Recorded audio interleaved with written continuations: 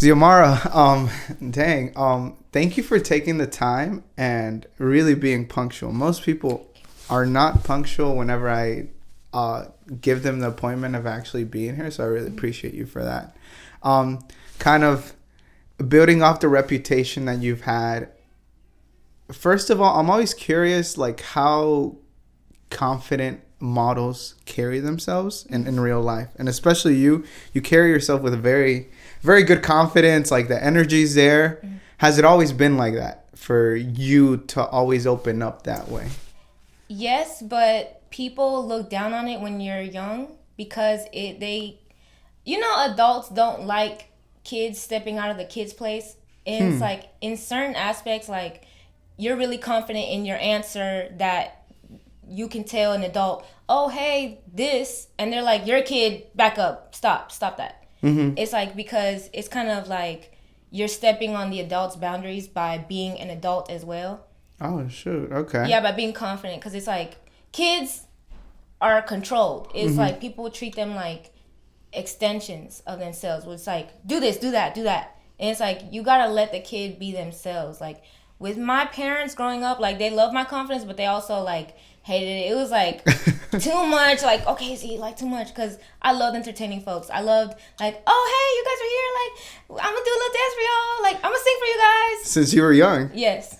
And it coming from a Hispanic household, I bet that's also, like, even more prevalent. Like, yes, because like, don't do that. That's not what we do. But it's, Hispanic parents are, like, bipolar, because it's like they want you to be out in the world and be the most, but then they also, like, we're immigrants. Like, you can't be acting like that. Like, we're in America. So it's like, you're like, should I be confident? Should I stay in my place? Like, what do you guys want me to do? So it's like, you kind of have to work and function a balance with both, because it does, like, my parents also taught me to be humble, because in certain situations, I was being too cocky, and I learned my lesson, or I saw someone else do it, and I was like, I'm gonna start, Whenever you say cocky, like, what do you mean? What type of situations? Like, when you walk into a room and you're like, you have to have this mentality, I'm the best. Like, I'm the best there is. So some people can get intimidated by that and automatically take it as an offense.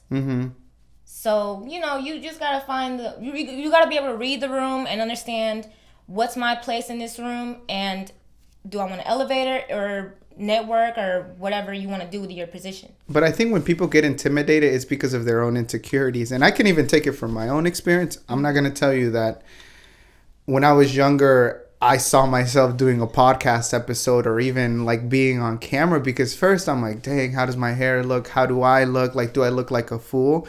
But whenever I saw myself, like, for real in the mirror, and I'm like, okay, what is it that's wrong with me? Like, it's something that came from my childhood to where I held myself back. So, like, like, I do a lot of networking now, and I'm like, damn, like, why wasn't I like this when I was younger? Again, because it was, like, my own insecurities.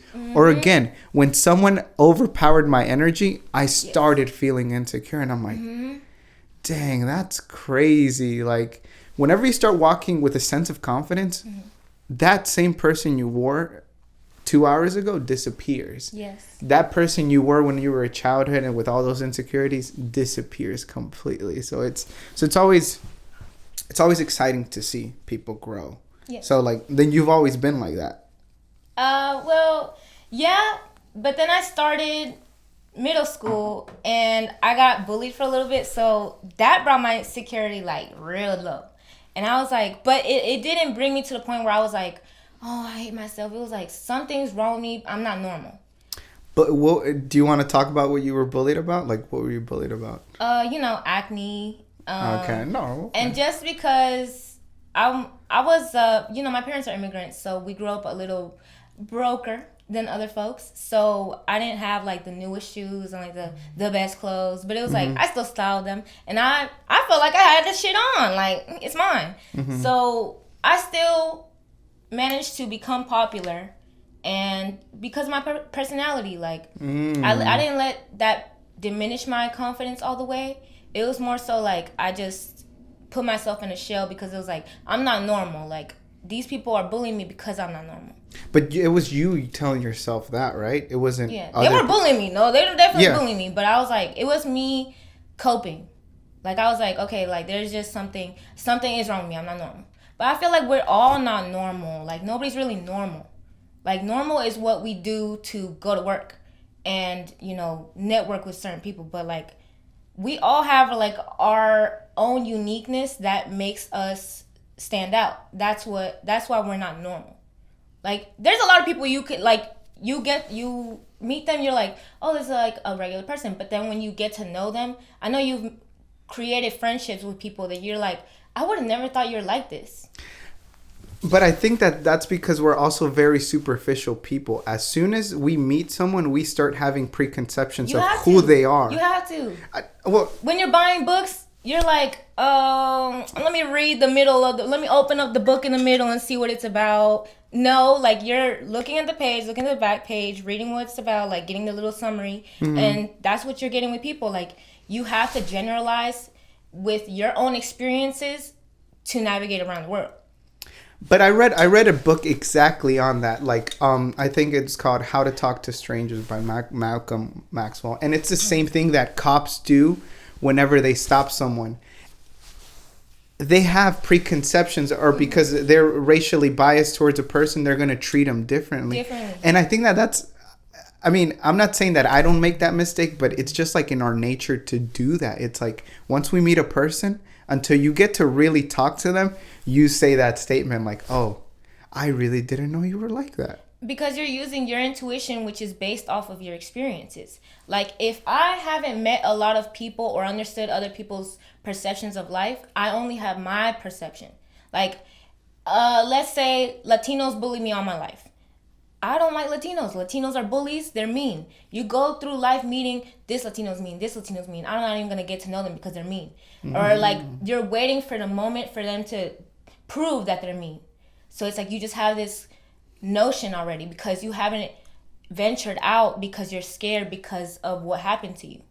So I feel like, you know, using your experiences, you can also, like, I use a lot of online. Like, I was raised online practically. So a lot of online to what, like reference or get your experience? No, to like social media, like MySpace. Mm-hmm. Back in the days, we had like all those virtual reality games. Like, you could play with other people online. The Farmland, the like Sims. That, like, Sims. Sims used to be scary for me because I'm like, you like have your own life online, like.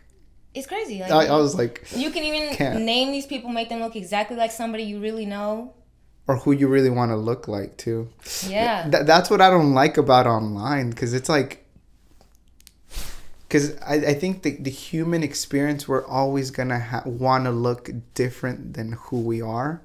Mm-hmm. And that's why we have a lot of plastic surgery, a lot of drastic changes. Because we always want to be different than who we are. I feel like I can explain it too. It's like, you know your favorite dish, like your favorite meal. Mm-hmm. So you eat that every day. You're not going to appreciate it because you're eating it every day. You've tried the oregano in it. You've tasted the garlic in it every day. You're tired of that. But if you were to try like some enchiladas the next day, it's like, this is so much better. Like, oh, I wish I could eat this every day. And it's like, you just don't appreciate what you really have. Like, you don't see yourself because you see yourself every day. That I have never thought about it like that. You don't really know what you look like because we're really only using mirrors or descriptions from other people. And people's feedback are like saying like, you look good. And then other people saying, oh no, that fit could have been harder. See, it's like, all of us really only know ourselves from like the reflections we've seen and from what people tell us. Like, that's why I feel like a lot of people on social media, like when they didn't get that validation, they try to reach for it online. And because they've never had people tell them, you're ugly, you're pretty. Like, nobody ever comments on it. Like, some pretty people, they don't get told they're pretty all the time. So it's like they don't know they're pretty. People just go around like, oh, okay, maybe if we just don't alert them that they're pretty, they're not going to know they're pretty.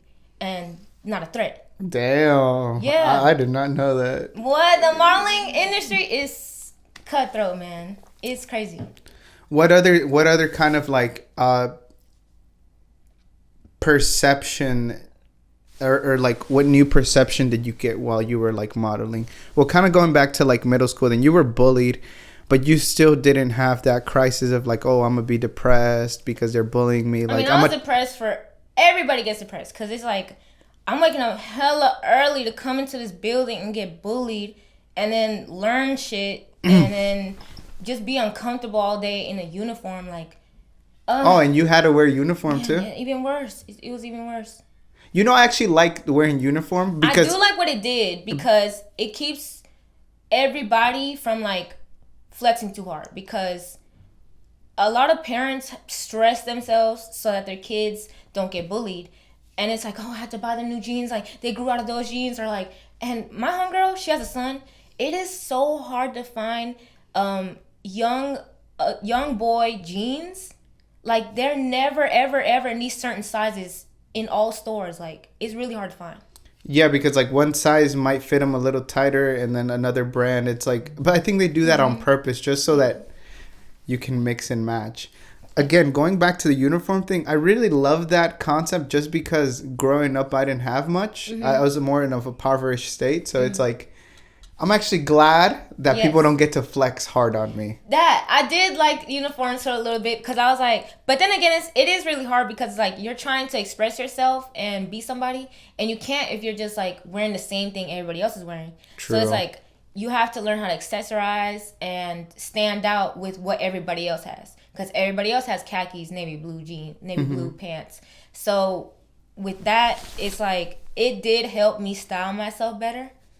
And yeah, kind of like not wearing style every day helped you style better, you mean? Or yes, like because you have to learn how to work with nothing.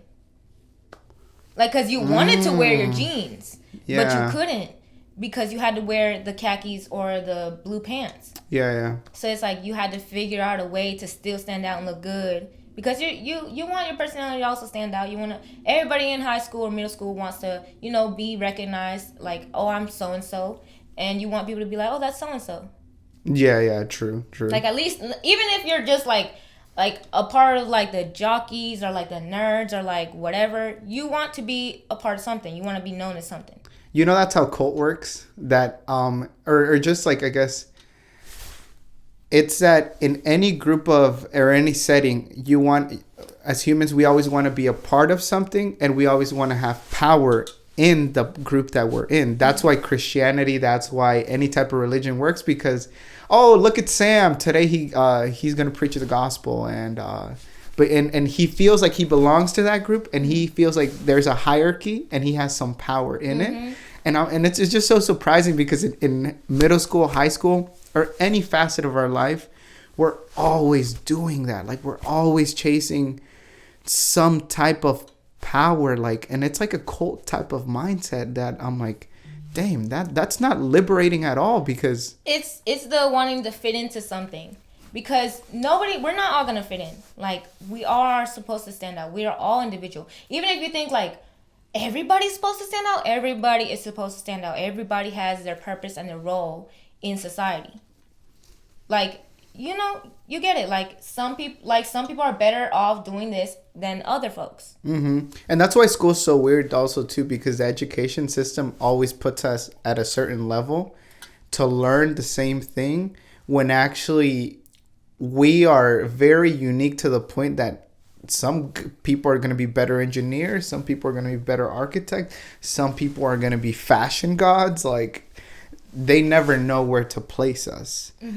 Going off that, did you also, as like, I'm asking you to kind of give me a perspective from a girl.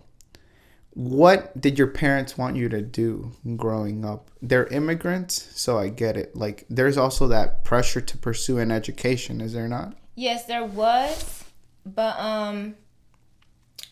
my parents didn't force me to uphold anything. Like, they were just grateful that we weren't in the streets and just doing nothing with our lives, like wasting it away. Like, they were like, while you're young, at least enjoy your life. Like, my mom and dad, like, my mom was super Christian and my dad wasn't. Like, so they were two really opposite folks. Yeah. But they still worked together, or No, they did not work together. Okay. Like, it was arguments. Like, it just two different people because I don't want to sound corny, but my dad is a Scorpio and my mom's a Leo, and it's just like those two just always bucked. Like when they got together, when they got along, it was great. It was cool. But when they didn't, it was just like, ugh, like we don't want to hear about y'all venting about each other, like, because then you're all gonna get mad at us for our input. So they would kind of also want to vent to you guys. They would just be like, oh, so and so did this. Like, I remember one time. Oh, okay, like the silent kind of like help like me or hear me out type of thing. Yeah, and it's like, we're like, well, you kind of messed up in that one. It's like, we don't want to hear y'all. But other than going on signs, didn't you base it off like that? Did you kind of start seeing religion as something bad, or like religion? Yes, I look at religion like for people who are aimless and never really found their purpose in society. Like, they were convinced that they were something else. Like, most of the time when you see people like super hard in religion, if you take religion away from them, they really have nothing else. Like, they don't know where they stand. Because all they're used to is like, oh yeah, I'm a church goer. I go to church every Sunday. I'm so good, church. And it's like, yeah, but the reason you're doing that is because you feel like you're fitting in. You're a part of something. And you're good at it. Cult mindset again. Cult mindset. You want to be a part of something.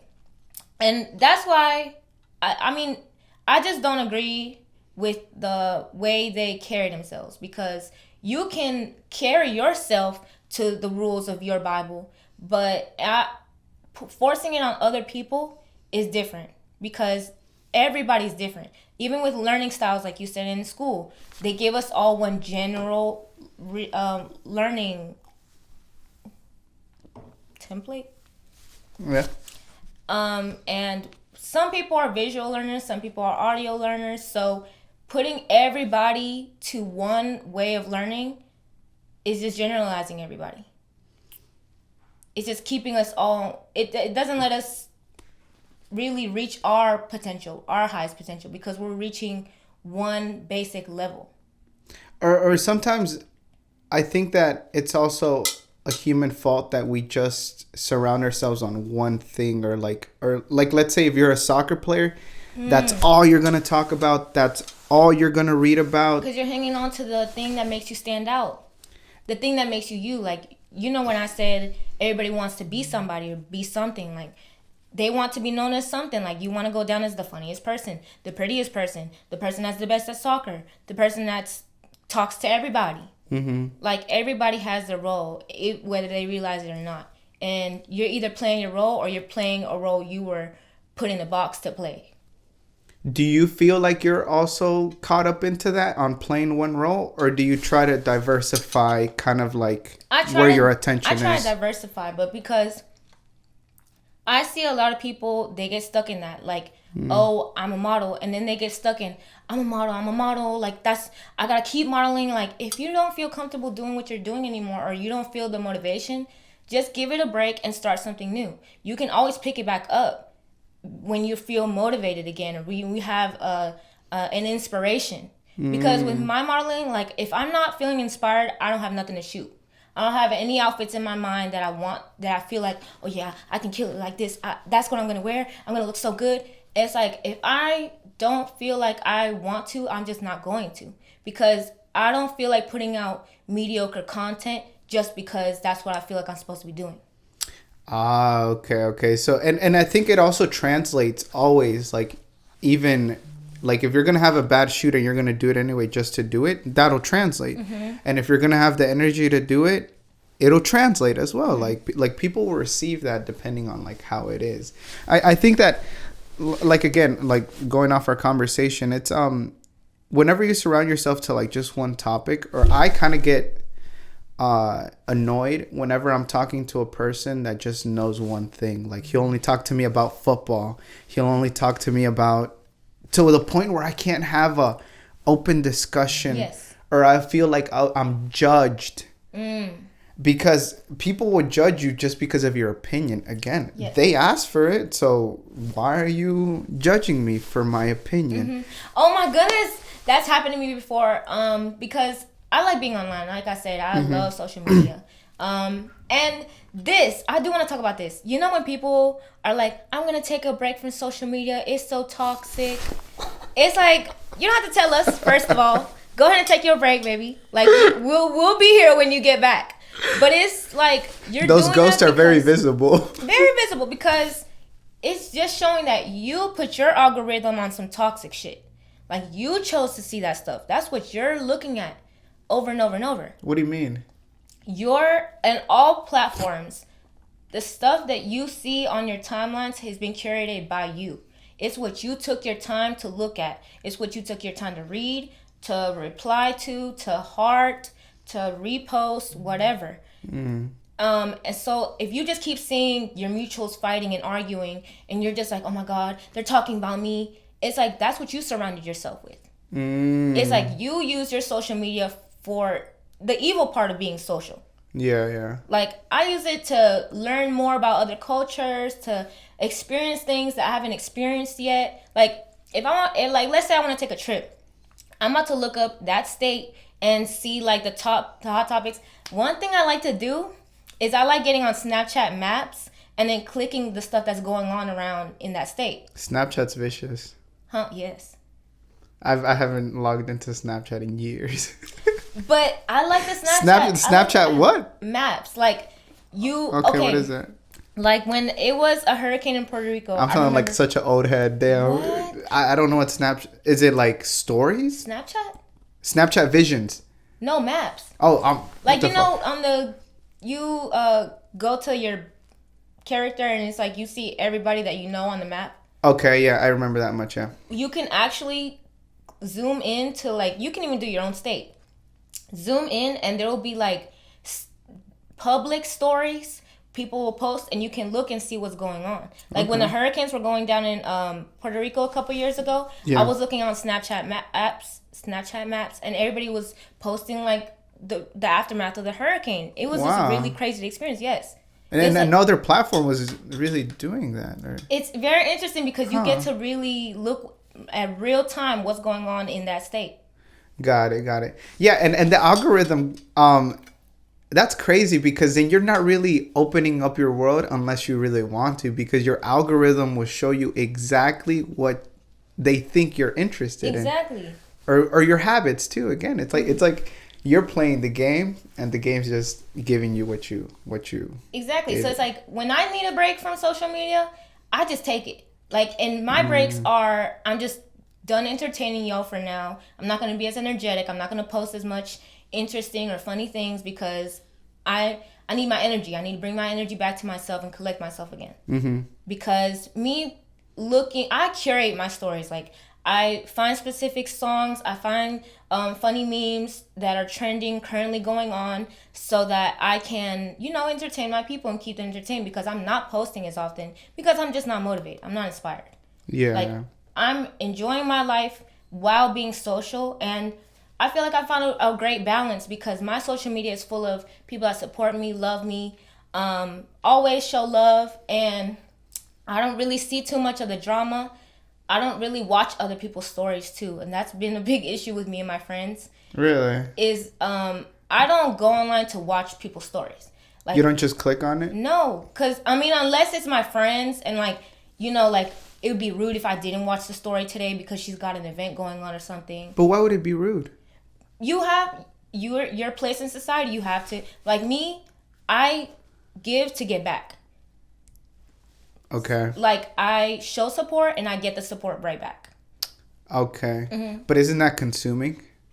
It is. Because... It is, but it's worth it. Because how else are you going to build your platform if all you do is just accumulate followers and don't retain them? You're going to lose followers, or they're going to be dead accounts. But what if you're giving them something out for free? What are you giving out for free?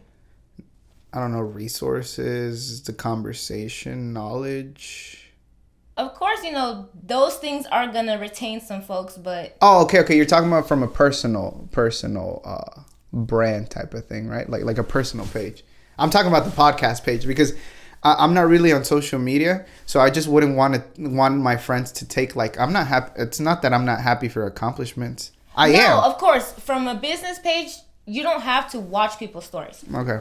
I was like, damn. I was like, am I what I'm doing wrong? No, I'm talking about our businesses are different because mine is more interactions and networking. Yeah. So the more I can get people to be like, oh, I remember her. Like, oh, I'm going to keep her around because she was funny, she was pretty, and she's knowledgeable. Mm-hmm. So, and she shows support. So that's why I really, with my online, I'm really big on just giving to get back. Okay. Mm-hmm. Okay. Because it's like I put out that funny energy and people send me memes and stuff that I can add to my stories or save for later. Yeah. Mm-hmm. What do you do with the backlash, or what do you do whenever people kind of go against your opinion? Because again, I think that a lot of the things that we post can be misconstrued and not necessarily give off the same meaning to other people. I'm nice as long as you're nice. Okay. Like, I feel like who I am, the energy you give to me is what I'm going to give to you. Okay, truth, yeah. So, you know, you can dispute what I'm talking about or disagree, and we can have the conversation. Or if I don't have time, I'm just going to be like, okay, my bad. Or like, I don't want to discuss this right now.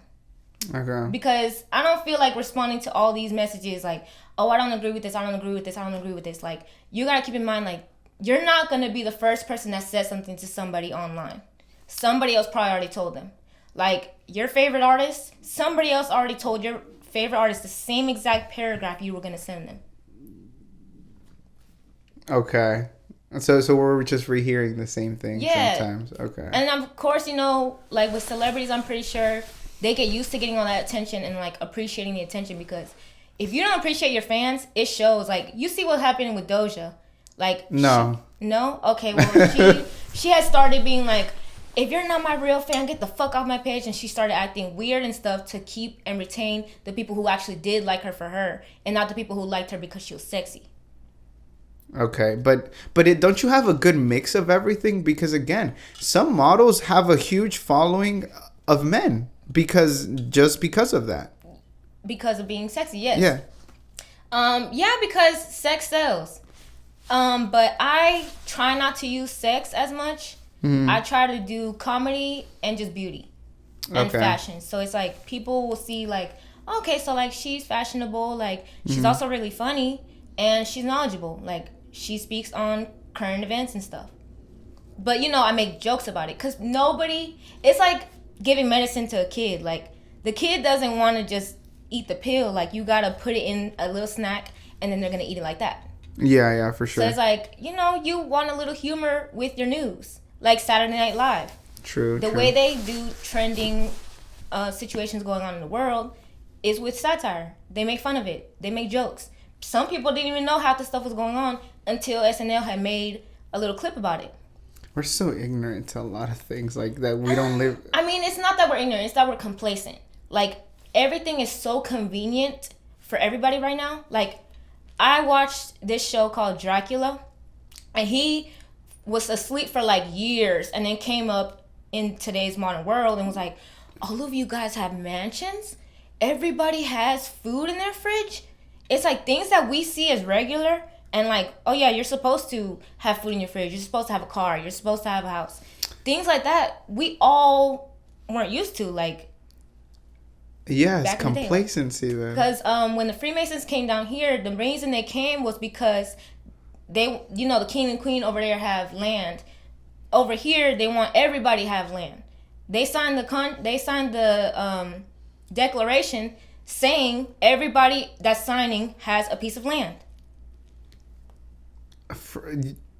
Tell me a little bit about that, because you just Freemasons. Like the people that left in the UK, where did they leave from? Europe, to come here and start a new world. Mm-hmm. They left because they wanted everybody to have land, not just, oh, the king and queen have land and we have to pay them. Mm-hmm. It's like, no, we all get paid because we all have land. Oh, okay, got it. And then that way, you just, that was kind of like the start then of complacency, because now then, yeah, you're right. Yeah. Because you look at it, like, everybody got lazy. We have everything. Nobody has to go to the store anymore. You can Instacart it. Not everybody has to farm anymore. And that always surprises me, or it kind of surprises me, because again, like, I don't know, maybe as a Mexican, maybe as an immigrant, like, it's really dangerous, because the government wants, they can cut everything off. Or you don't have access to anything. Did you see what happened the other day, that AT&T's lines all were like down? I even was a victim of that, because I was like, what the fuck is wrong with this? Like, and you think about it, what would we do without our phones? Or what would we do without food? You can't do much. You can't do anything. You can't do anything. You don't have a year's supply of canned food, pickled food. You don't have a garden full of chiles, tomatoes, everything you need to survive. Chickens, so you can have eggs. We all don't have that. Like, everything that you're supposed to have for yourself, you don't have with this land. We don't even have land. A lot of people don't have land. Yeah. So it's like, I don't know. It's because I guess they paint a pretty picture, and those are the consequences of it, because we stopped learning how to farm because the government, big manufacturers started producing a whole bunch of food that was bad for us, but would fill us. Like, again, a lot of us don't even know how to seed a plant, water a plant, do some electrical work, do some plumbing work, do like all these. A lot of us wouldn't be able to survive, actually, because we would just die off. Let's say the power grid goes down for a couple of months. What are we gonna do? How are we gonna get in contact with food, with our people? Yeah, no, we'd be done for. Dang, but no, yeah, then yeah, complacency has caused a lot of, I guess, new issues to arise, and I guess it's hard because you're really managing two worlds. You're managing what people can see, and you're managing your own life. Again, that's why I think that a lot of people have existential crisis. Like, damn, like, who the fuck am I? Like, what am I? Society? What am I supposed to do? What am I here? What's my purpose? Everybody goes through that. It's like, we've all been at that rock bottom where you're like, do I want to be here anymore? Like, I don't think the world's gonna miss me if I go missing. But it's like, you're here for a reason. Like, there's a butterfly effect you are a part of at some point, that there's a reason why you came to this earth. You really believe that? Now, not everybody, because you know how it says in the Bible, God wanted no child out of wedlock, because that means the child had a purpose. The parents had purpose for that child. They had a reason why they wanted to bring a child into the world, and they brought it in with love. A lot of people nowadays are just having babies. It's not the idea of, I'm going to raise this child to be a part of society and become part of society. I want them to do this role in society. And now they're going to do whatever they want. It's like, be who you want to be. It's like, nobody has purpose. We're just being born. I think because a lot of kids are growing up fatherless, too. That doesn't affect that. You don't think so? I've seen some great women and gentlemen that came from single parents. So then what really have you seen then it could be? Huh? Like, what then kind of defines the future for a kid? Is it a good mother? Because there's it's a lot. It's the environment, their parents, how they feel about themselves and where they are, because you could have raised your kid right, but as soon as they get to public school, someone else could deter them. So it's like, it's really that person. It's a lot of factors. So it's like, I feel like if my parents had not let me be as confident and always held me down when I was confident, I wouldn't be where I'm at right now. Okay. Because it takes a lot of confidence to just walk into the world, because you have to understand who you are, or else someone else is going to tell you who you are.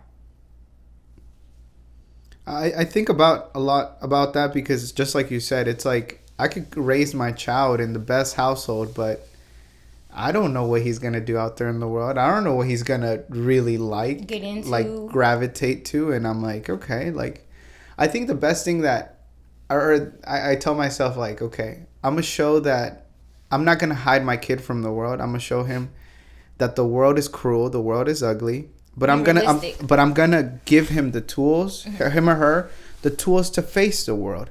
Because let's say I make it like, oh no, the world's great, people are always gonna be nice. That kid is not gonna have the tools to face the world in reality. Those kids are usually super angry at the world because their parents sugarcoated everything.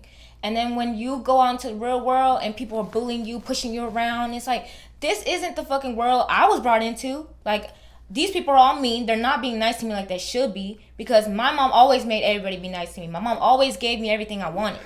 Yeah. And she said, you're not supposed to talk to me like that. She said, mama said. That's crazy. Yeah, when you think about it, it's like those kids are sheltered. I don't know what movie I watched that was something like that, but oh no, it was actually a Black Mirror episode. Okay. The mom was trying to protect her daughter from evil things because she went through really horrible lifestyles. So she was like, no, I don't want her to go through that. So she bought like a little filter that would keep her child from like hearing certain things or seeing certain things. Oh shit. And when she got a certain age, it was about to be disabled. So the mom was trying her best to like, do some damage control because she had never shown her daughter these things were happening or whatever. And her daughter finally started seeing people cussing, started seeing violence. And it was like, the world is nothing like what she told me. And like, she went against her mom. Yeah, and again, I don't want people hearing this to say like, oh, I'm going to make my kid suffer. No, it's not like that. It's just kind of like... Be realistic. Be realistic with your kid. Do not sugarcoat things. Because the world is not going to sugarcoat nothing for your kid or you. Because, again, I think that... for me, going back to purpose, it was kind of like... I guess my purpose has been kind of... Because my parents were immigrants, they gave me a better lifestyle. So my purpose is to kind of like set a better foundation for the next generations that are going to come, because they've already done enough suffering. They made me suffer because they suffered, and I had it worse than you. Yeah. I always get that talk of like, my dad would just like, oh, you don't have to work 18 hours a day. I did. I had to work before sun came up and then after the sun came down. Like, you don't have to suffer that. And I'm like, okay. Yeah, it's that reverse psychology. Like, all right, I'm gonna get up. Yeah. So, but again, I think that everybody has a purpose and everybody defines it the way that defines happiness in their own perspective. So I'm like, okay, like I'm not gonna change anything.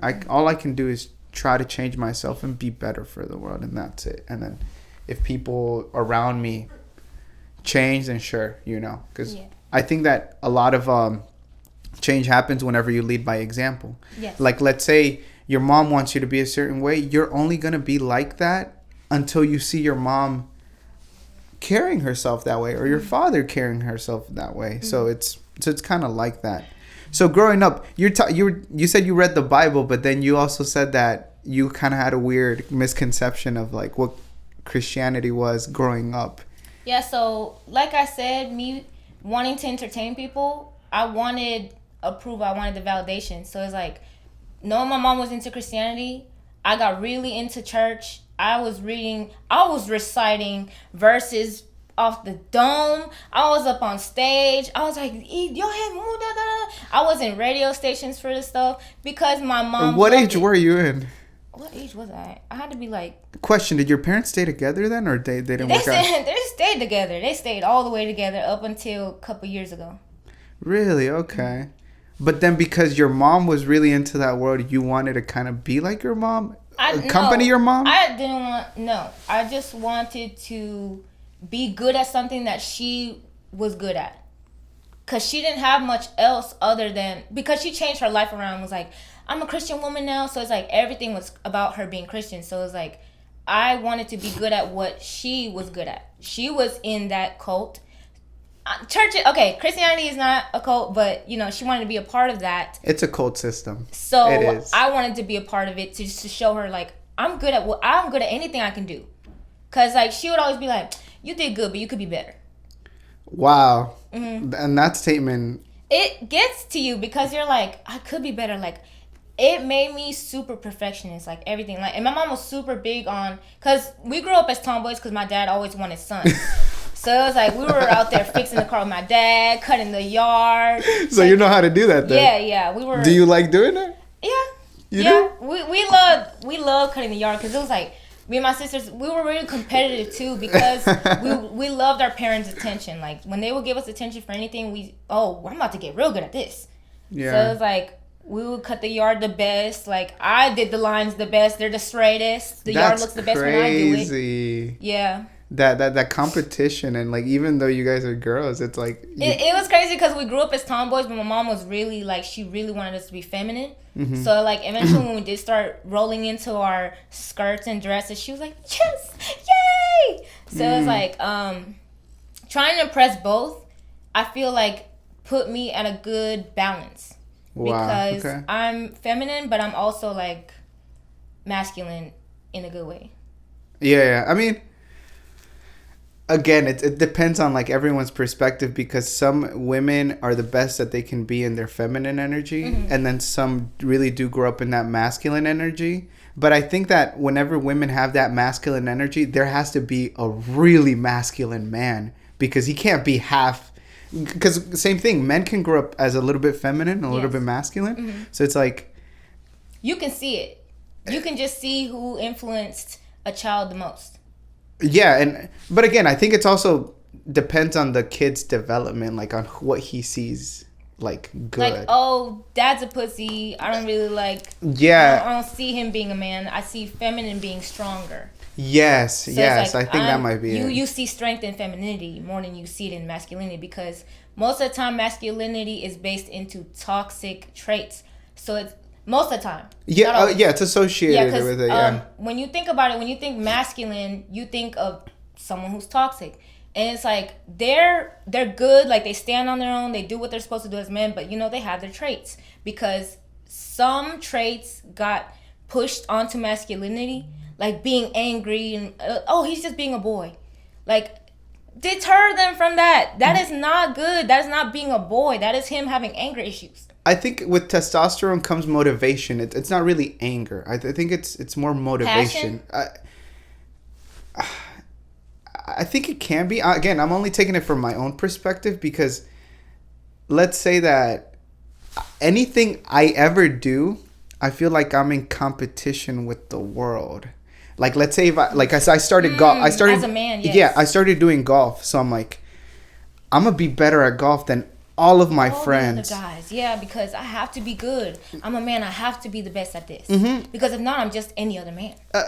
I think as long as you don't get caught up into it and make it your whole personality, then you'll be good. Because I feel like men should also dive into literature. Let's say you can go up there, read a book. That's the thing. It's balance.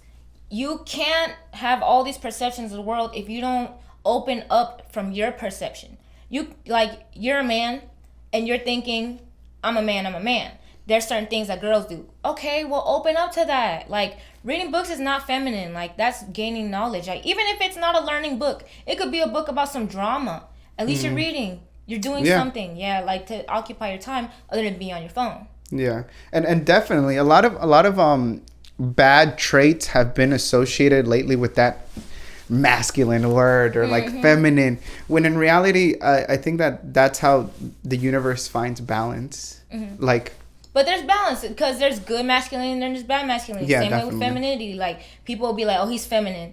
Why is that feminine? You see what I mean? Why is that one trait sassy? Why do they put that onto femininity? The same way some traits they put onto masculinity. Okay. So we make the mistake of associating. We cross it over all the time. Okay. And we decide what's feminine, what's masculine, but really everything's a balance. Everybody's balanced. Some people are more masculine, some people are more feminine. I've met some women who are more masculine than some men I've met. And that doesn't mean the men are feminine and sassy. That just means they haven't reached that potential or seen somebody, a male figure, that made them be like, I want to be a man like him. They thought, I'm being enough of a man. But then how do women come down from that masculine energy? What type of... Do they have to meet someone with a bigger... who's more alpha than them. Okay. Because I've always seen like those type of characters because I'm like, okay. I've seen a strong woman, like strong, like doesn't take no shit, will cuss you out, become that soft, feminine woman for the right man. Whoa. Because he's an alpha. That's Jocelyn crazy. Hernandez is a great example. Jocelyn Hernandez. She's a really strong woman who has her opinions and she's gonna stay on them. But she met a man who calm down and do what I say. And it's like there's balance. Like of course he's not gonna bitch her. Who's Jocelyn Hernandez? She was from Love and Hip Hop. She's from one of those reality shows. She now has a cabaret, and she's in charge of it. You know, she's bossing it up. She really came from nothing because I remember a clip seeing her argue with her man Stevie J, and her ex. Yes, right? And she was like, "You always say you're gonna send me back to the strip club. I'm never going back." And it was like ever since then she has blown up. She has gone up. She even, one of her cabaret dances, she was like, "You guys, I'm really emotional tonight because it's my first time dancing in a couple years that I have not done coke." And she's just really open. She's really, but like I said, she's a strong woman. She's a really strong personality. And like being able to see that, yeah, even the strongest, most masculine women you've met can be submissive and become that feminine era. Get into that feminine era. Yeah, and I think that social media generalizes everything, even down to that, because that always every woman, every man is going to be different, and the way that the relationship is going to work is always going to be different. Like it's But I mean, if you pay attention to the people that blow up and start getting in the limelight, it's just different personalities. Like everybody's starting to see these different eras. Like Krishan Rock, she's another reality star. You know her though. Yeah. So she is really masculine. That's insane. It's like she blew up because people are like, a really pretty feminine girl being super masculine. Like they were interested. She was interesting. An oddity. Yes, it's like you want to know more. You want to see more. Like I've never experienced this person in my personal life. I want to see more about them.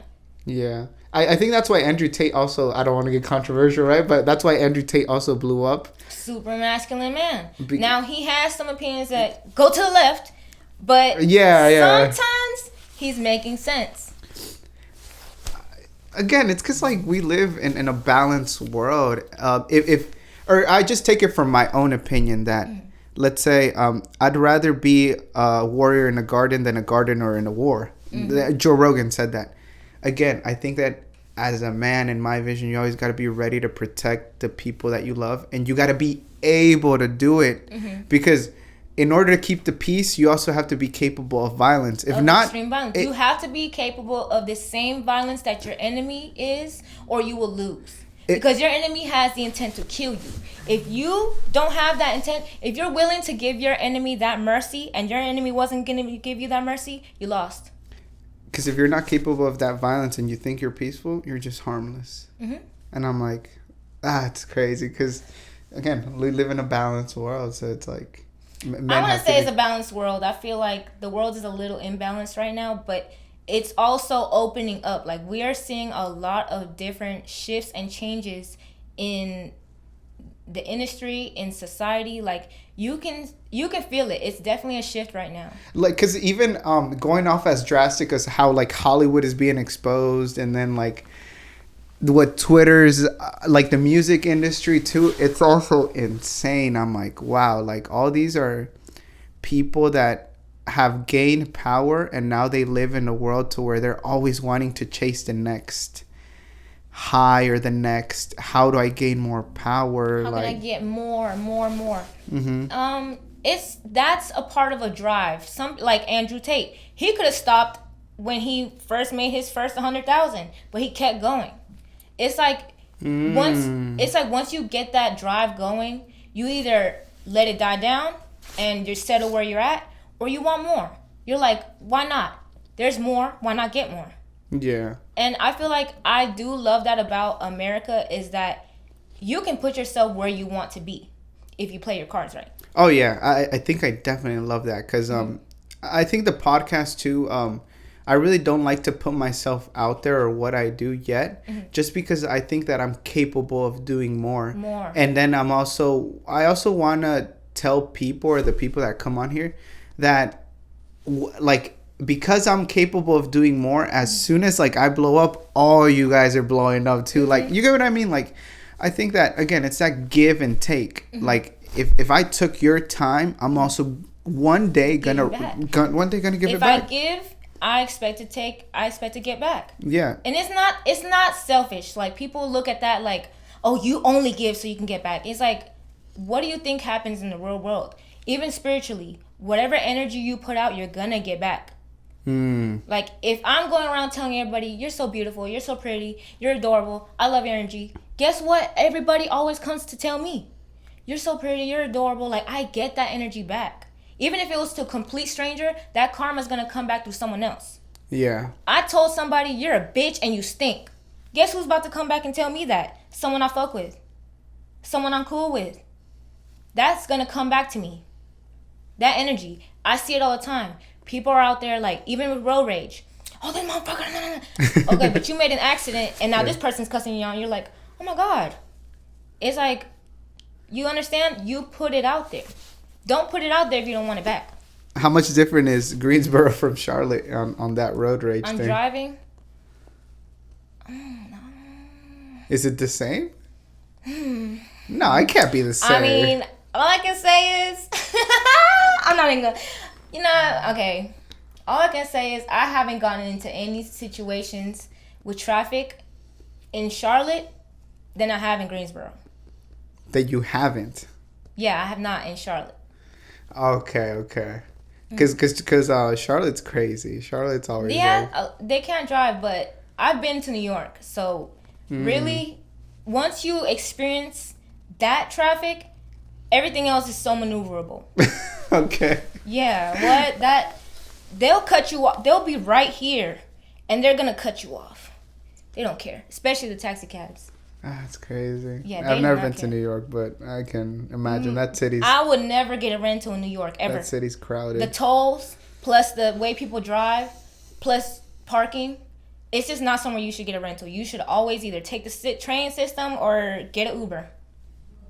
But I think that's where Charlotte's kind of going one day, because that's why they're building the trolley to go everywhere, and then the... I like that, though, because recently, because you know how there's a train that goes from Greensboro to Charlotte? Really? Yes, there is. There's train stations. So me and Charlotte, like the whole way. Yeah. How long is it? It was an hour and some change. Me and my cousin were like, hey, there's a train system that goes from Greensboro to Charlotte. Why not take it and see what the vibe is? So we were like, yeah, let's try it, because we haven't rode a train before. Why not do it somewhere local to see what it's like? Because there's actually, from Greensboro, there's a train station that goes all the way to Miami. What? Yeah. And it's like, you could take the train instead of taking the plane. Yeah, I think it's... And so we did that just for the experience, and I liked it. I really did. Oh, damn. They didn't have any, like, upper level, like, ticketing, but it was good. I liked it. Okay. And in the springtime, it'll definitely be even more of a view and much more beautiful. Because you cross, like, woods and stuff like that? Yeah. Really? Yeah. And lakes and stuff. I did not know that. That's crazy. Okay. And you can see the countryside. You're literally looking at some people's houses. It's nice. Yeah.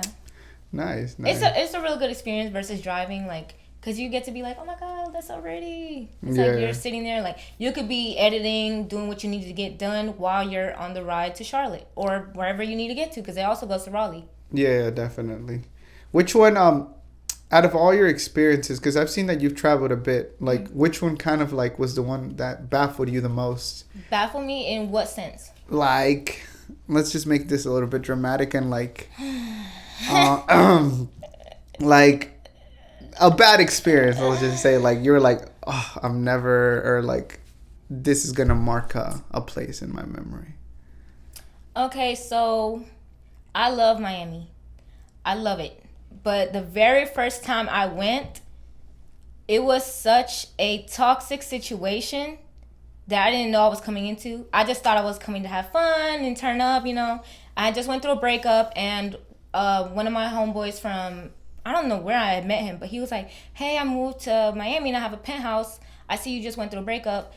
You can come to Miami and turn up. Everything's taken care of. I know you're going through your breakup. I'm not going to pressure you, nothing. I was like, okay, cool. I was like, so I'm going on a vibe. Like, I'm paying my own ticket, so I'm assuming, I'm doing what I want. You're just letting me stay with you. And you went alone, or you didn't tell any friends? I was supposed to go with this bitch, but then she didn't get her ticket. First of all, I was live with my homegirl. My homeboy joined the live, and he was like, oh, you guys should come to Miami or whatever. So hung up the live, and we ended up getting on the phone. And he's like, get your tickets now. And I was looking at my homegirl like, no, like, let's not go through it. Let's just tell him on the phone, yeah, but then just hang up and just not go through with it. Because this is too last minute. I don't like doing anything last minute. It's scary because it's like, what if I was not meant to do this?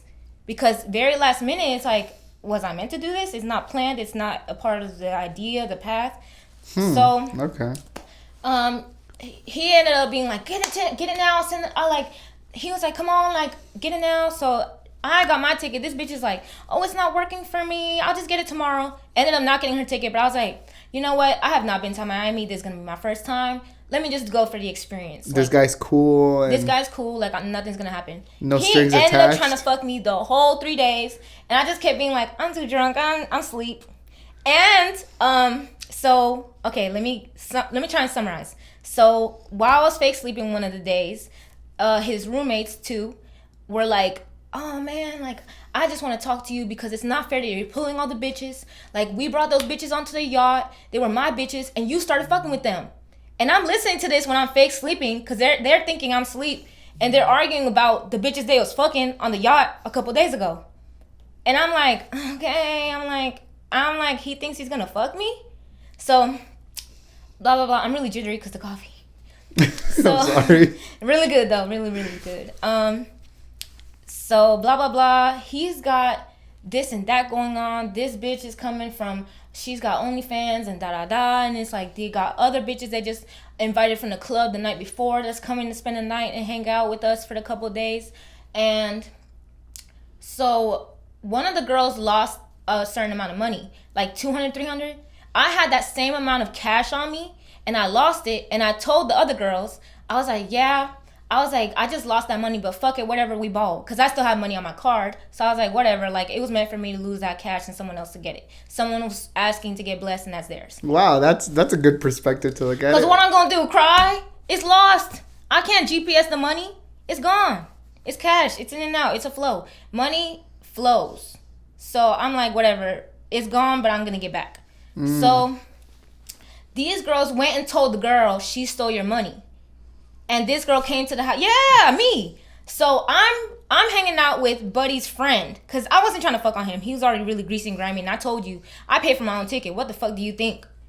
I'm like, even if you did pay my ticket, like, if I don't want to fuck, I'm not fucking. So I'm hanging out with his friend, and he's all like, he invited someone that he invited a girl that started drama with him. And it started drama, and he was, this was supposedly his friend, but Buddy was upstairs like, oh, she's coming? He was like, yes, I love drama. He started jumping up and down. I was like, oh my God. So then the OnlyFans girl came, and no, she's sitting there yelling inside, and they're like, hey, we need to come inside. She's trying to talk to you. So she's talking to me. Yeah, I'm like, she starts barking at me like, bitch, you stole my money. I'm like, why the fuck would I steal your money? I was like, and you're broke if you crying over fucking 300, bitch. And she slapped me. And they held me back. I was like, bro, I was so mad because they held me back from getting my hit in. I was like, just let me get this bitch one time. And I'm sitting there screaming. They got this bitch upstairs. She's screaming. This guy is holding on to me. I'm literally grabbing onto the rail, like trying to climb the motherfucking stairs to get to this bitch. I have a grown man holding me back, trying to hold me. I was mad because I was like, y'all let this bitch put hands on me and I can't put hands on her. I was like, that's not fair to me because that's my money I lost. I got slapped for my money. So this bitch got so fucking in her head. She ended up trying to run down the stairs to get at me, but ended up falling and just hitting her head on the motherfucking floor as she rolled down the stairs. And I was like, good dog, come to me, bitch. That was just the craziest experience. And I was like, man, fuck you, you're blocked. I had to stay with his homeboy because he was just being too much, and I already knew he was going to try and fuck me that night. So I was like, no. So I had to stay with his homeboy that I met that night. And I was like, can I just stay with you? Because he's being weird. So he was like, okay, I'll drive you back. Because we had went to go get to brunch. And he was like, oh, well, I'm driving back to the penthouse. If you want, like, you can ride me. And I was like, okay, cool, bet. So he's like, you took my bitch. And I was just like, he was like, you know what? He was like, he can drive you to the airport tomorrow. You can come get your bags. I was like, okay, bro. I was like, anyways, I was like, that's the last time I hang out with you. But Miami was such a great vibe. I had a great time, regardless of the drama. So I was like, I'm going to keep coming back. I love Miami. Every time I go to Miami, and I love traveling by myself. So it's that's even better. Like, because that trip, I hate traveling with people. I just don't like it because I want to do what I want to do. I want to eat what I want to eat. If I want to eat ceviche, I don't want to hear somebody being like, I don't want to eat fish right now. But that's what I'm telling you. That's why I don't have a lot of friends, because people, I guess, just want to live in one world, and they don't really open. Multifaceted. They're just stuck in one track. I'm this, and I'm gonna be this forever. I'm just gonna be good at this. When it's like, I love branching out. Like, I love putting one project on hold because I don't feel it, to moving on to the next project, and I'm great at that. Like, I love learning that I'm good at things. Like, doing my nails. I was like, let me see if I can do it. And I ended up being good at it. I did my own nails, and I was good at it. I was like, cool. Started doing my own hair. I was doing my makeup. I've been doing my makeup ever since middle school, really. Mm-hmm. So it's like, just being able to be like, like, if I try something, I can be good at it. I like that. I love that. I love trying new things all the time, even food. What's your favorite food? Mexican always. But, Mexican? Yeah, but second you don't top it off with no one. Mediterranean or Indian. I think that it's something about that charcoal grilled chicken. They do it so good. Indian. But Korean's fried chicken really good too. I really like Korean fried chicken. There's a good place here. Chana masala. Goat korma. I like Peruvian food. I don't know. I just love Peruvian food. I like Peruvian ceviche. I'm kind of... I don't know. That has a lot of... Depends who prepares it, because it's like... Yeah, those nuts are really different. And they taste like cardboard. But I feel like it's really the experience of how other people experience it. Like, if you eat it like that and that's your culture, I want to try just like that. Because that's what got me trying new things. Like, in high school, in middle school... I was cool with everybody, like all kinds of different people. So it's like, my Indian friends would be like, hey, my sister's making some tikka masala if you want to try it. And I was like, hell yeah. We call this butter chicken. It was so good. I was like, oh my God. I was like, where can I get this? I can imagine the homemade ones. It's like, with all the love in the world. Perfect spicy. It was made. Like, it was really made. Like, it's not manufactured. That's what a lot of the foods nowadays taste like. It's manufactured. Yeah. Fufu too. I tried the other day. It's like fufu. Yes. I was like, okay, the right one though, because some of them it's not better than Indian. There's some fufus I tried and I was like, because I don't really like yuca, and it's kind of made of yuca. Oh, okay. Yeah. I didn't even know what it was made of. Yeah, certain fufus. I just ate that like, shit. Some of them can be made out of like a sweet potato. Some of them can be made out of yuca, which is kind of like a sweet potato. Mm-hmm. But like, they have so many different types of fufus. Okay, I didn't know that. I just tried one and I was like, okay. Because my first one, I didn't like it. I tried it and I didn't like it, but I was like, I'm going to give it another chance, because I know my mom has made her hit or misses, where one day she's good at this dish, but the next day she's going to be really bad. What's a Mexican dish you won't eat, or you eat everything? Because some people don't like menudo, some people don't like pozole. Mole, people hate on mole. Oh, mole. What? Chocolate chicken? Like, that's so crazy. That's such a crazy combination to me, because mi prima... Like, we love recreating the dishes and, like, seeing how good we are at it.